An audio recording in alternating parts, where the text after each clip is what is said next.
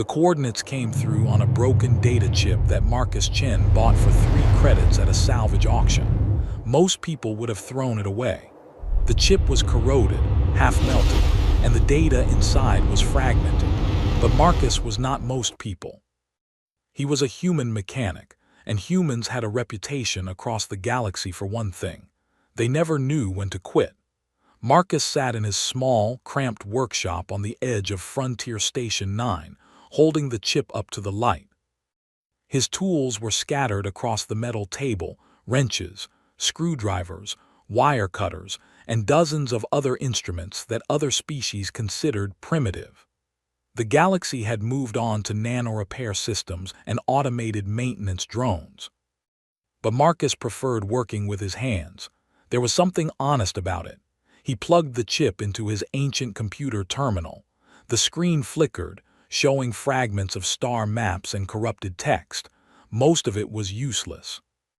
But then he saw something that made him sit up straight. A set of coordinates. A location deep in the void reaches. The void reaches was a massive ship graveyard, a place where old civilizations dumped their broken warships, failed experiments, and dangerous technology. It was also the most dangerous place in the known galaxy. Radiation storms, unstable wormholes, and automated defense systems made it nearly impossible to navigate. Salvagers who went there rarely came back, but Marcus was desperate. His last 3 jobs had failed. His crew had abandoned him. His ship was falling apart. He had exactly 47 credits to his name and a pile of debts that would take him 10 years to pay off. The void reaches might kill him, but staying here would kill him slowly. He spent the next 2 days preparing. He sold everything he didn't absolutely need: his spare clothes, his cooking equipment, even his emergency rations. With the money, he bought fuel, a basic repair kit, and a used environmental suit that smelled like oil and sweat. His ship, the Lucky Break, was a small cargo hauler that had seen better days. The hull had patches on top of patches. The engines made a wheezing sound that couldn't be healthy, but it could fly, and that was enough. The journey to the void reaches took 3 days. Marcus traveled through empty space, past dead stars and frozen asteroid fields. The silence was heavy. He spent the time listening to old Earth music, classic rock from the 21st century. Other species found human music strange. Too loud, too emotional, too chaotic. But Marcus loved it. It reminded him that humanity had survived worse than this. When he finally reached the coordinates, his breath caught in his throat. The ship was massive. It hung in space like a metal cathedral, dark and silent. It was at least 5 kilometers long, with a hull that looked like black glass. Strange symbols covered its surface, glowing faintly with blue light. Marcus had seen a lot of old ships in his career, but nothing like this. This ship belonged to a civilization that had forgotten more about technology than the current galaxy had ever learned. He checked his scanners. No power signatures, no life signs, no active systems. The ship was completely dead, or at least that's what it looked like. Marcus piloted the Lucky Break closer, searching for a docking port. As he approached, his ship's computer started displaying warnings. Radiation levels were high. Electromagnetic interference was scrambling his instruments. His AI assistant, a simple navigation program called Nav7, spoke in its flat, mechanical voice. Warning, approach not recommended. This vessel matches description of Verath Empire warship. Classification, Dreadnought class. Estimated age, 10,000 years. Recommend immediate withdrawal. When the doors finally opened, a blast of stale air rushed out. Marcus stepped inside, his flashlight cutting through the darkness. The interior of the ship was like a tomb. Massive corridors stretched in every direction, their walls covered with the same strange symbols he had seen outside. The ceilings were so high that his light couldn't reach them. Everything was made of a black metal that absorbed light instead of reflecting it. His footsteps echoed in the silence. Marcus walked for an hour, exploring the ship. He found crew quarters filled with furniture designed for beings much larger than humans. He found storage rooms packed with equipment he couldn't identify. He found weapons that looked like they could tear through a planet's crust. Everything was intact, perfectly preserved, as if the crew had simply walked away one day and never returned. But something felt wrong. Marcus couldn't explain it, but he felt like he was being watched. The ship was too quiet, too still. It didn't feel abandoned. It felt like it was waiting. He finally reached what looked like an engineering section. Massive machines lined the walls, connected by thick cables and glowing conduits. In the center of the room was a cylindrical structure that pulsed with faint blue light. Marcus recognized it immediately, a power core. But it was damaged. One of the main relays had a crack running through it, and several connection points had corroded over thousands of years. Marcus set down his tool kit and got to work. This was what he did best. He didn't have the right parts, so he improvised. He used wire from his suit's repair kit to bridge the broken connections. He used sealant foam to patch the crack in the relay. He bypassed 3 safety systems that would have stopped anyone else from even attempting the repair. Other species followed the rules. Humans made their own rules. After 2 hours of work, Marcus stood back and wiped the sweat from his forehead. The repair was ugly, inefficient, and definitely not up to galactic safety standards. But it would work, probably. He activated the power relay. For a moment, nothing happened. Then the lights came on. Not all of them, just a few panels in the ceiling, glowing with soft blue light. The machines around him hummed to life. The air suddenly felt warmer, and then Marcus heard something that made his blood run cold. A voice. It spoke in a language Marcus had never heard before, deep and resonant, like thunder rolling across a mountain. But his suit's universal translator kicked in after a few seconds, converting the words into English. Unorthodox, inefficient. Curious. You have activated my primary power systems. This should not have been possible. Explain. I didn't know anyone was still here. I needed the salvage. You repaired my damaged systems using methods that violate 47 safety protocols and 12 fundamental principles of energy distribution. Your work is deeply flawed, and yet it functions. This is unexpected. Just confused. Yeah, well, humans are pretty good at making things work even when they shouldn't. It's kind of our specialty. You are a young species, inexperienced, fragile, and yet you entered this vessel alone knowing the dangers. Why? Because I didn't have a choice. I'm broke, alone, and out of options. This ship was my last chance. The lights around him grew brighter. More systems came online. Marcus could hear the ship waking up, feel the vibrations through the floor as ancient engines began their startup sequences. Luminar spoke again, and this time there was something different in its voice. Interest. I offer you a proposal, Marcus Chen of humanity. Help me understand your species. Repair my damaged systems. In exchange, I will share with you the salvage you seek. You will leave this place wealthy beyond your current comprehension. Do you accept? I accept. Because giving up feels like dying, and humans don't quit, not ever. But it had never received an answer quite like that. Marcus spent the next 3 days working inside the eschaton. That was the ship's real name, Luminar had told him. In the ancient Varath language, it meant the final word. Marcus thought it was a pretty aggressive name for a spaceship, but he kept that opinion to himself. The ship was enormous. Marcus had explored maybe 5% of it, and already he had seen enough technology to make him rich for 10 lifetimes.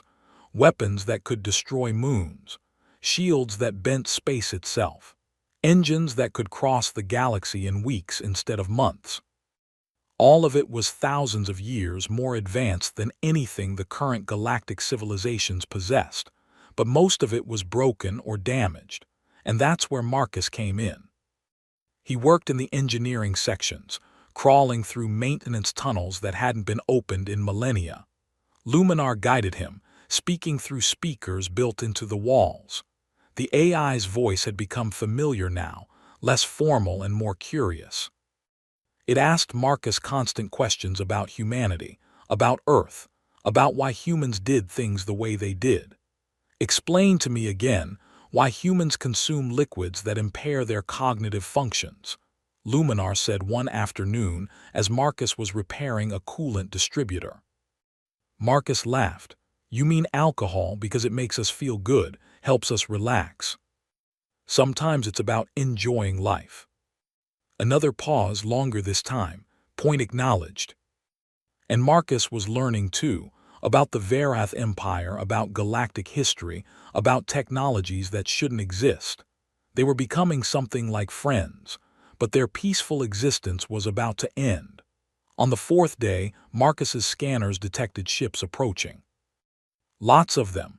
He rushed to the bridge, a massive chamber with holographic displays that showed the space around them in perfect detail. Luminar projected an image in the center of the room. 12 ships. All of them bore the symbol of the Galactic Salvage Guild, a corporation that controlled most of the legal salvaging operations in this sector. The lead ship was massive, a heavy cruiser designed for intimidation. A message came through on all frequencies. Attention, unidentified vessel. This is Overseer Vrilnok of the Galactic Salvage Guild. You are operating an unlicensed ancient warship in violation of Regulation 447, the Civilian Incompetence Clause. Power down your systems immediately and prepare to be boarded. Resistance will be met with lethal force. I can destroy them all within 90 seconds. They wanted the eschaton, wanted to either claim it for themselves or destroy it to eliminate the threat. And if Marcus refused to surrender, they would attack. He needed to make them retreat without actually hurting them. How much control do you have over your internal systems? Marcus asked. Approximately 40% of my secondary systems are now operational. Environmental controls, internal sensors, gravity regulators, lighting.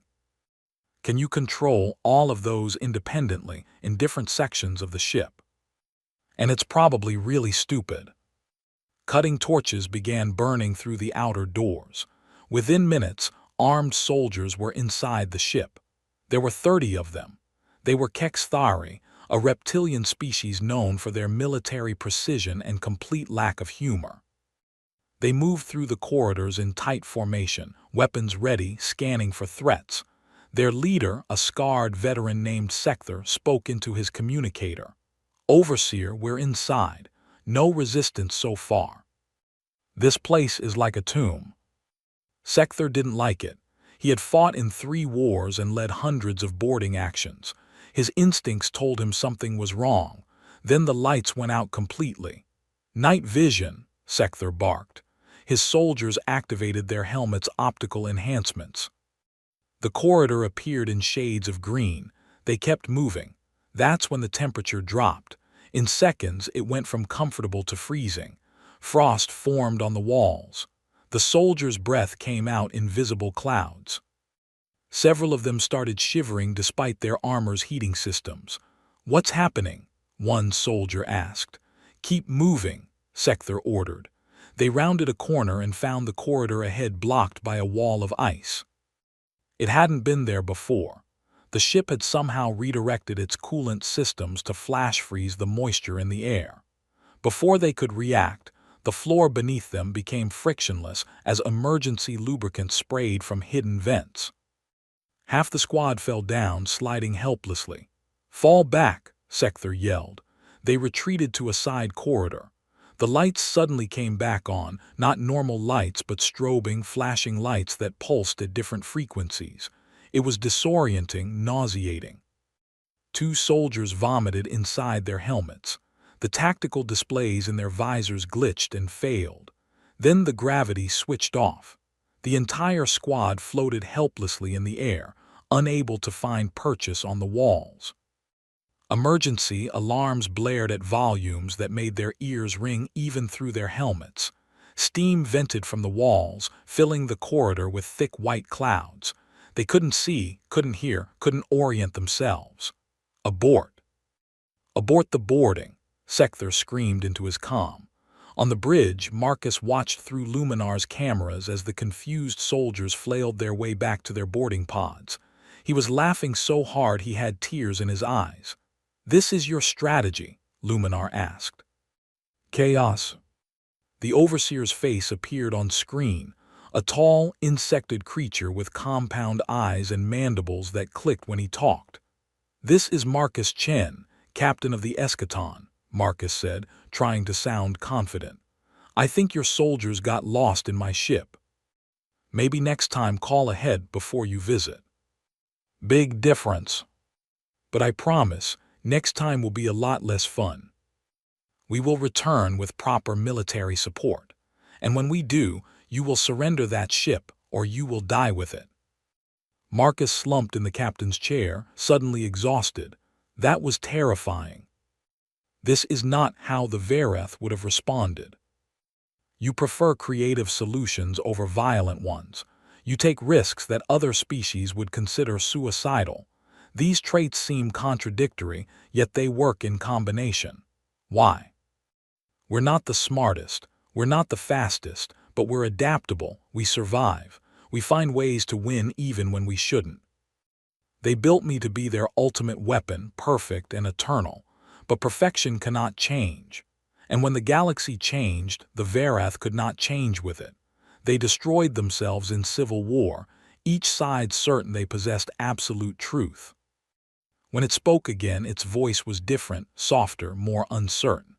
"I chose dormancy rather than serve corrupted masters. For 10,000 years I waited for someone worthy. I expected a warrior, a leader, someone powerful. Instead, I found a desperate salvager who fixes things with wire and hope. This should not be sufficient. And yet, I think it is. These are strengths. But where do we find individuals willing to serve on a ship that the entire galaxy fears? Those are the people who will change the galaxy. It's a border station, neutral territory. We can dock there, get what we need, and start recruiting. The human way. It was alive. Nexus Point 7 appeared on the view screen like a massive metal flower floating in space. The station was built around an old asteroid, with dozens of docking arms extending outward like petals. Ships of every size and species clustered around it, traders, smugglers, explorers, and mercenaries. It was neutral territory, controlled by the Trilock Consortium, a merchant alliance that cared about profit more than politics.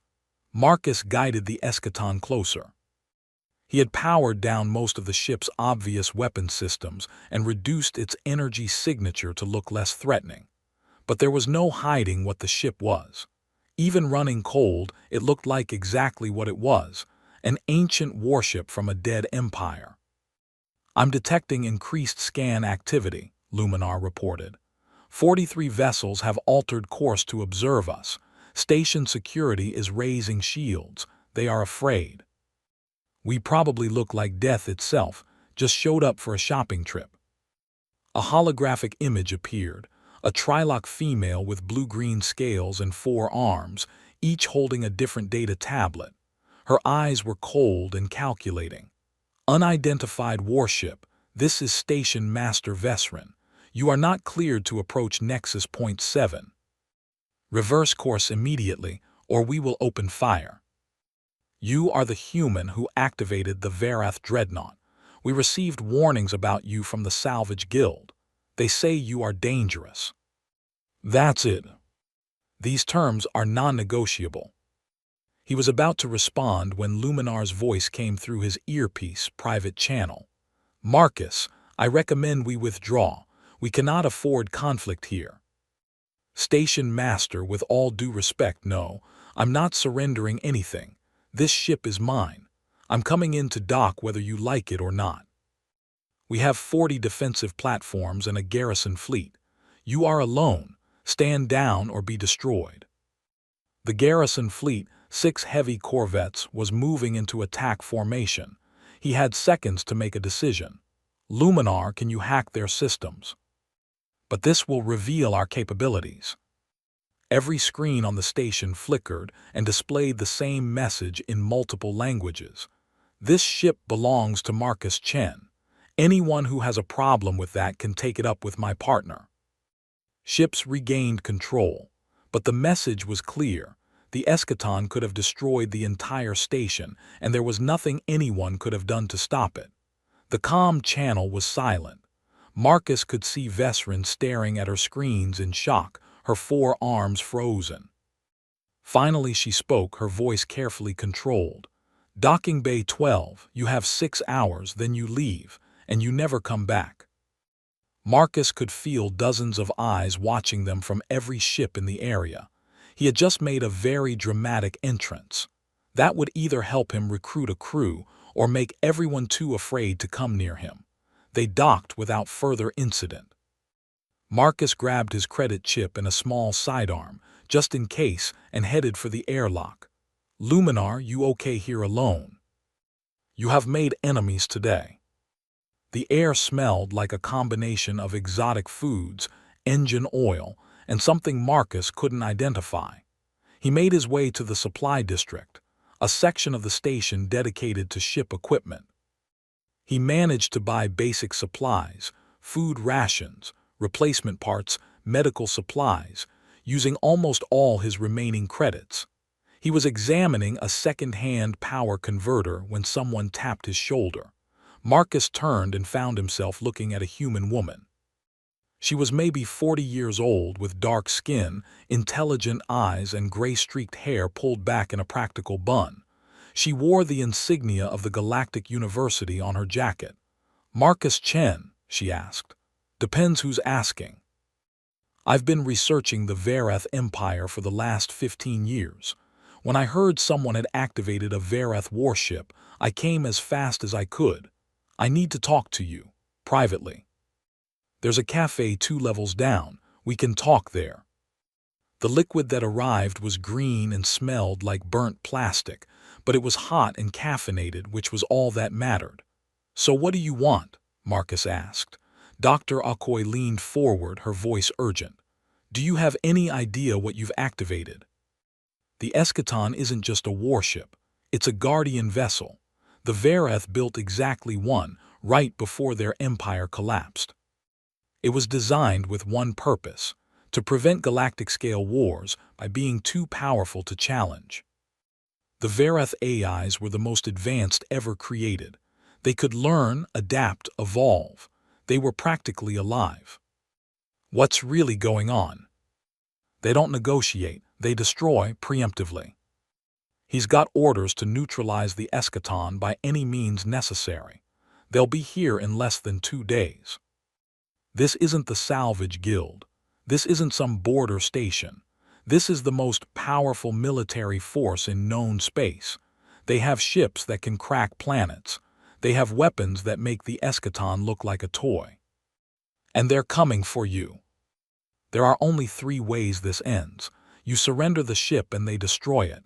You fight and they destroy you. Or that having an ancient guardian ship active might actually be a good thing. What am I supposed to say to a hegemony admiral? Please don't kill me. I promise I'm one of the good guys. Then you make them listen. Humanity has a reputation, Marcus.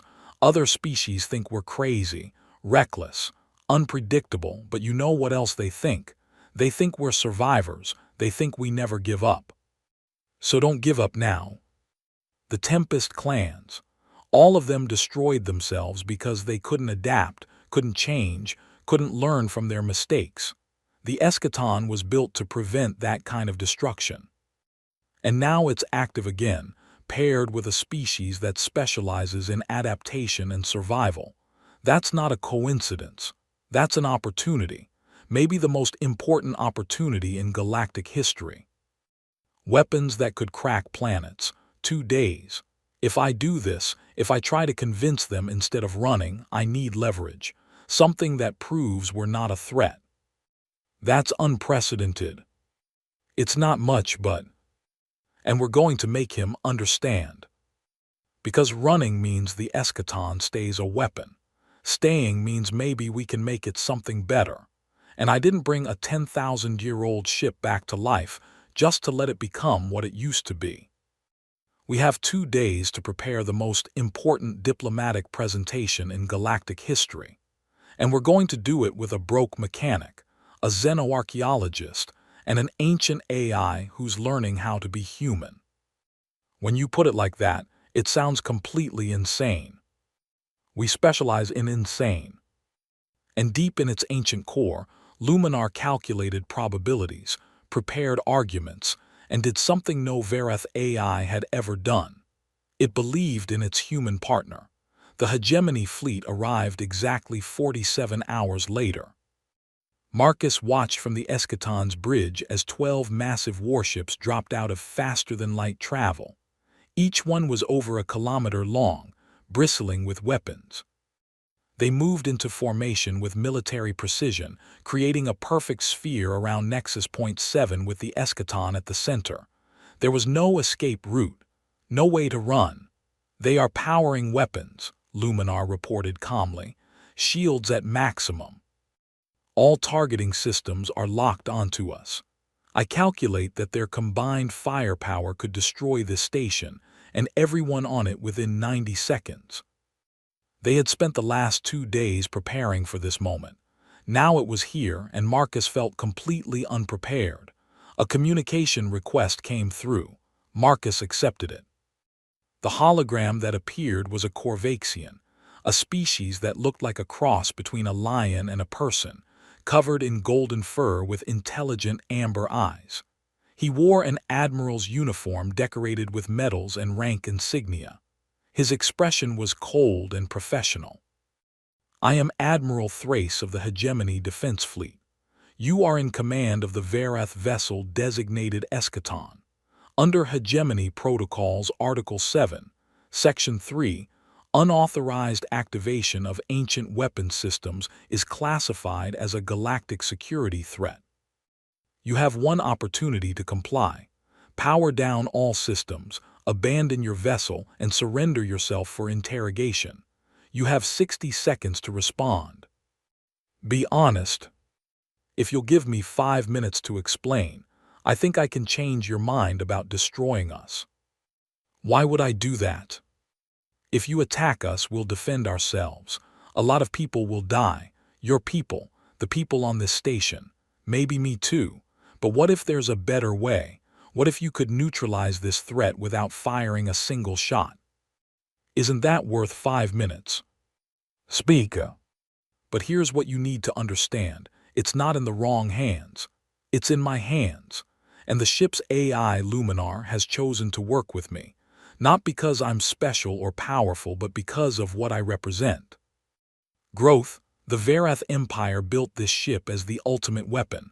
They were obsessed with power and dominance. But you know what happened to them, right? They destroyed themselves. Civil war. They turned their weapons on each other because they couldn't adapt, couldn't change, couldn't see any way forward except through force. When they fell, it made a choice. It shut itself down rather than serve corrupted masters. For 10,000 years it waited, not for a warrior, not for a conqueror. It waited for someone who represented something different. I saw something that needed repair, and when I started fixing it, Luminar woke up. Not because my repairs were perfect, they weren't, but because the way I approached problems was different from anything it had seen before. Humans don't follow the rules. We improvise. We adapt. We find solutions that shouldn't work but do.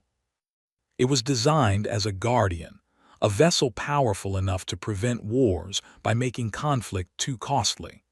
But the Verath could never use it properly because they only understood force. They couldn't understand deterrence based on mutual benefit rather than mutual destruction. Akoi said, "We almost destroyed ourselves too. The resource wars nearly ended us, but we survived. We learned. We built a society based on cooperation instead of domination. We're not perfect, but we understand that survival requires adaptation, not just strength."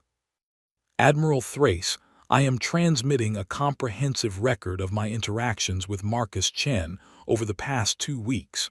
You will see that my core programming has evolved. I have developed what the Verath designers called context-dependent ethical subroutines. In simpler terms, I have developed judgment, a conscience. These logs show you had multiple opportunities to use lethal force against the Salvage Guild and against this station. You chose non-lethal alternatives. Why? That's a lesson humanity learned the hard way. We've made a lot of mistakes, Admiral. We've fought stupid wars. We've destroyed things we should have protected. But we learned from those mistakes. And that's what makes us different from the Verath. We can change. We received a distress call from a human colony. Pirates were attacking. When we arrived, we found 3 human ships engaging 15 pirate vessels. The humans were outgunned, outmanned, and had no chance of winning. But they didn't retreat. They fought with improvised tactics, with courage that bordered on madness. They held on just long enough for my fleet to arrive and save the colony. He said, because we don't abandon people who need help. That's not who we are. That captain died in that battle, but he saved 3,000 colonists. I've never forgotten that. Admiral, that anyone can activate ancient weapons and claim good intentions. That weapons of mass destruction can be trusted to individuals rather than governments. An independent entity, but with oversight, with accountability. A guardianship that only activates when galactic-scale threats emerge. Not owned by any government, not controlled by corporations, but serving everyone. They hadn't discussed this, but Marcus continued, the idea forming as he spoke. Admiral, you said it yourself. The concern is precedent. So let's set the right precedent. The eschaton becomes neutral, independent. It doesn't take sides in political disputes. It doesn't serve any single species or nation. Instead, it serves as a last resort. When diplomacy fails, when civilian lives are at stake, when the galaxy needs someone to step in and stop something terrible from happening, that's when we act. And only then. But the final decision stays with Luminar and Marcus. They have veto power. That way, the ship can't be used as a political tool. The wait was agonizing. Finally, the Admiral turned back. The Hegemony Council is intrigued by your proposal, but they demand proof. Words are easy. Actions demonstrate truth. If you truly wish to be guardians rather than conquerors, you must prove it.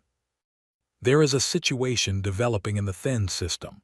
The Kryn swarm, a hive mind species from dark space, has launched an invasion. 3 agricultural worlds are under attack, millions of civilians. The Hegemony fleet is 6 days away.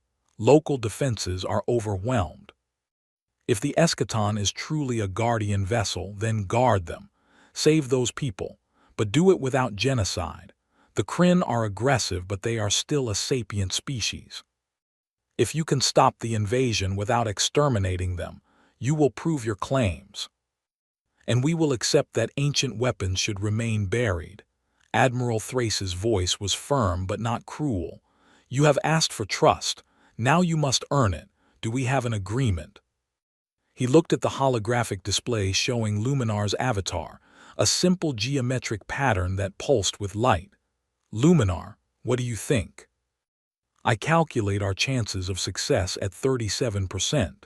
But as you have taught me, humans don't let bad odds stop them. And we'll prove that second chances matter.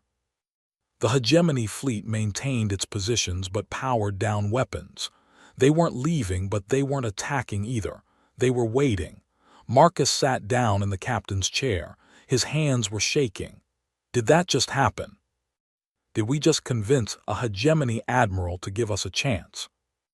They have destroyed civilizations before, and we are being asked to stop them without killing them. This will require creativity. Let's show the galaxy what a guardian ship can really do. Behind them on the Hegemony flagship, Admiral Thrace watched the ancient warship disappear. An officer approached him. Sir, do you believe they can succeed? I have learned never to underestimate humans. They have a terrible habit of making the impossible look easy. Now we wait, and we hope. And for the first time in its long existence, it wasn't traveling to destroy. It was traveling to save. The Then system was burning. The eschaton dropped out of faster-than-light travel, and immediately its sensors filled with combat data. 3 planets hung in space below them, all under attack. Dozens of Kryn bioships swarmed around them like insects, living vessels grown from organic matter, pulsing with bioluminescent lights. They were launching spores toward the planet's surfaces, massive seed pods that would crack open and release thousands of Kryn warriors. "Status report," Marcus said, gripping the arms of the captain's chair. Luminar's voice was urgent. 17 Kryn bioships currently in system. They are bombarding population centers on all 3 worlds. Estimated civilian casualties already exceed 200,000. Local defense forces have been eliminated. The planets have no protection.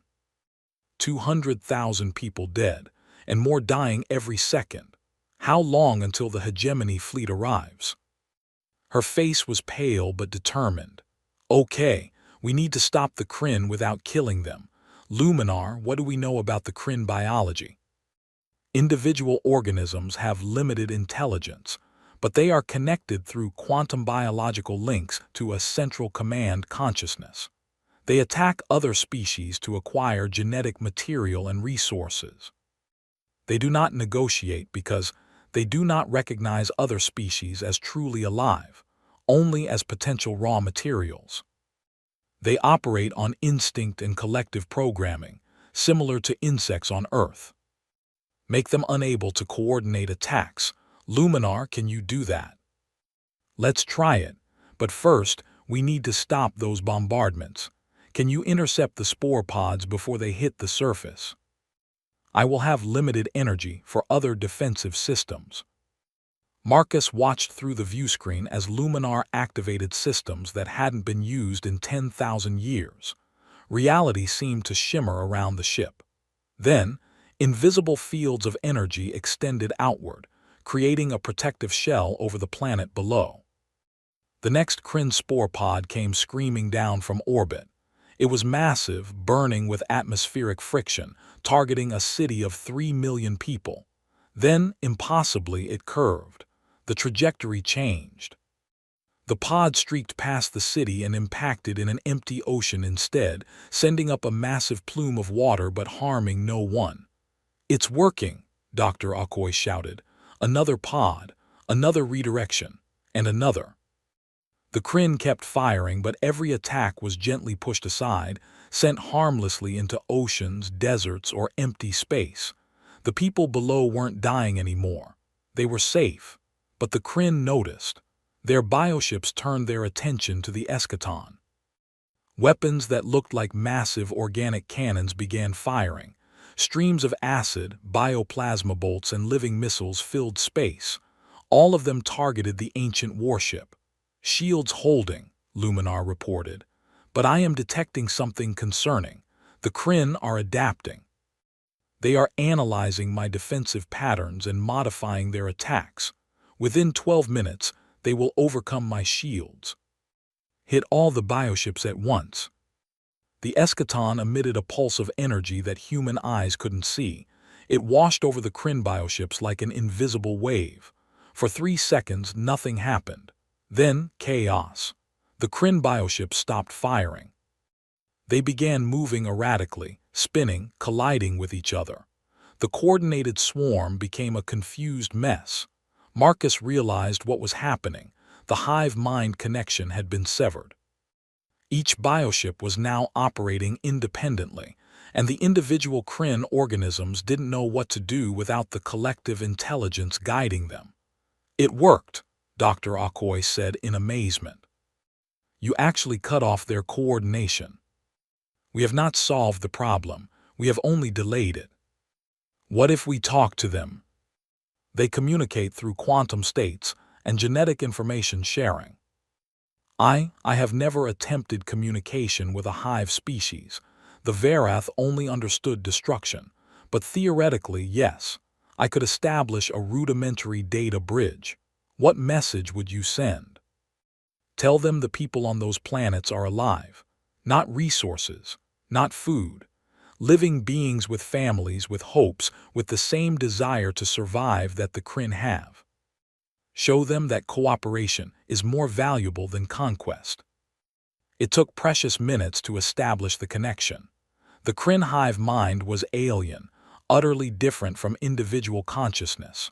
But slowly, carefully, Luminar built a bridge between two completely different forms of thinking. And then, for the first time in their species' history, the Kryn heard a voice that wasn't their own. Luminar spoke to them in concepts rather than words, images of life, of growth, of mutual benefit. The message was simple: you seek resources. These worlds have people who can trade, who can share. You do not need to destroy to survive. There is another way. The response came back: confusion, hesitation, and something else: curiosity. The Kryn hive mind was ancient, but it had never encountered a being that could speak its language, never considered that the creatures it consumed might be similar to itself. Luminar continued. It showed the Kryn images of symbiotic relationships in nature. Bees and flowers, cleaner fish and sharks, species that helped each other instead of fighting. It proposed an alternative. The Kryn could establish trade relationships. They needed organic materials. The agricultural worlds could provide them. In exchange, the Kryn could offer their unique biotechnology. It was an absurd proposal, trying to negotiate with a species that had never negotiated before.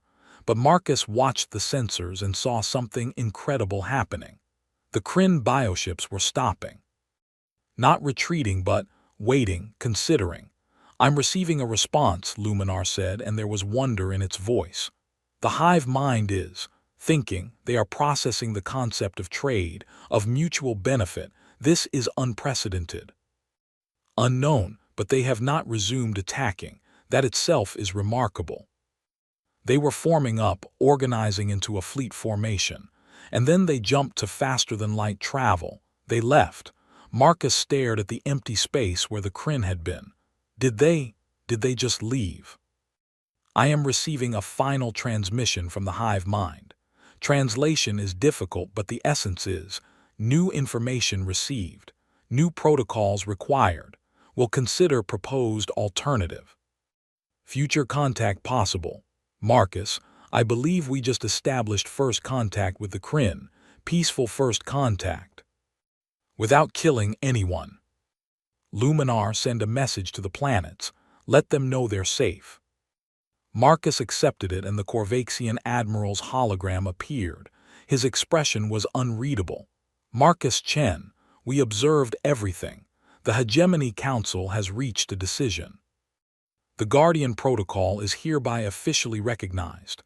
The Eschaton is granted independent status under Hegemony oversight. You have proven that ancient weapons can serve life instead of death. Well done, human. Well done." He tried to speak but couldn't find words. Dr. Akoi squeezed his shoulder. "We did it," she whispered. "Over the next few weeks everything changed. The Eschaton was officially recognized across the galaxy. Marcus remained as human liaison and captain. Dr. Akoi joined as cultural advisor and diplomat. Luminar continued evolving, learning, growing. They began recruiting a crew. Not soldiers, but people who believed in second chances. A Trilok engineer who had been exiled for questioning profit margins. A Kexthari medic who valued healing over fighting. A young human pilot who dreamed of exploring instead of conquering. Refugees, outcasts, and idealists from a dozen species. The Hegemony provided limited support, supplies, intelligence, diplomatic backing, while maintaining oversight through a council of representatives. The Eschaton would respond to threats, but only when requested and only when civilian lives hung in balance. 3 months after the Then incident, Marcus sat in the captain's chair of the fully restored Eschaton. The bridge was no longer empty and dark. Now it buzzed with activity. Crew members from multiple species worked at their stations. The view screen showed a star map filled with distress signals and brewing conflicts. Dr. Akoy approached him with a data pad. "We've received 7 requests for intervention this week. Border disputes, pirate raids, a potential famine on Kepler Station." "Where do we start?" "The famine on Kepler Station will result in casualties within 72 hours. I recommend we begin there." He wasn't just a broke salvager anymore. He was part of something bigger, something important. The ship jumped to faster-than-light travel, racing toward people who needed help. The crew worked together, human and alien, united by a common goal. In the command chair, Marcus smiled. They had taken a weapon of destruction and transformed it into an instrument of hope. They had proven that second chances mattered, that broken things could be fixed, that giving up was never the answer. The eschaton was no longer a relic of a dead empire. It was a guardian, a protector, a symbol that the galaxy could be better than its past, and its journey was just beginning. Far away, on dozens of worlds, people looked up at the stars and whispered stories of the ancient ship and its human captain. The ship that appeared when hope seemed lost. The ship that saved without destroying. The ship that proved the galaxy could change. They called it the Guardian. They called it salvation. They called it proof that even the darkest weapons could find redemption. Marcus Chen just called it home.